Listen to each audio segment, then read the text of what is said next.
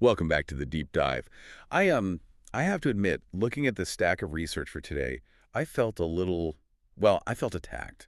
It is a bit confronting, isn't Yeah. it? Usually we're talking about external things, market trends, tech breakthroughs, historical events. But today, we are aiming the spotlight right between the eyes. We're talking about the silent saboteur.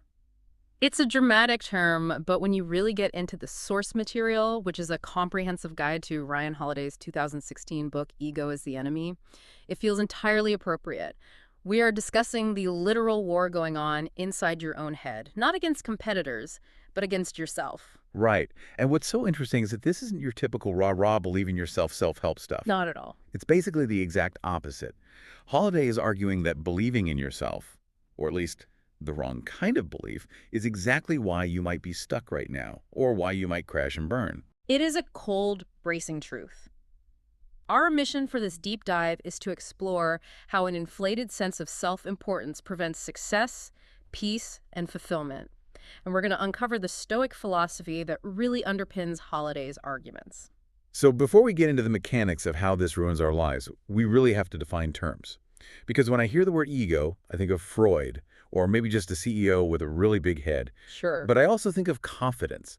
And I feel like I need confidence to get out of bed in the morning. Are we saying confidence is the enemy here? Well, that is the most common objection by far, but it's the most important distinction we have to make early on. Holiday is not attacking healthy self-esteem. Okay, good. Right, because confidence is earned. Confidence says, I have done the work, I have prepared, therefore I can handle this task. So what is ego then? In this context, ego is the unrealistic, delusional, self-serving narrative we construct about our own importance. A delusional narrative? Exactly. It's that voice that says, I am special, I am better than these people, or my ideas are perfect, so I don't need feedback. It's arrogance without the track record. Oh, man, that hits home. It's that defensive voice that pops up the second someone critiques your work. Yeah. They don't get my vision, or who are they to judge me? Yes. And the paradox here, and this is really the core of the book, is that we think ego makes us strong. We think it acts as armor. But it doesn't. No, it's actually a wrecking ball. It makes you incredibly fragile because if your entire identity is built on I am the best, then any evidence to the contrary feels like a literal death threat. You can't learn anything. Right, because learning involves admitting you don't know something, and ego hates saying I don't know. So the source material breaks this down into 3 stages of life, which I found really helpful just structurally.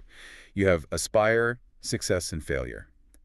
Basically, ego tries to sabotage you at every single step. It is a relentless opponent. Let's start with stage 1, which is aspire. This is when you're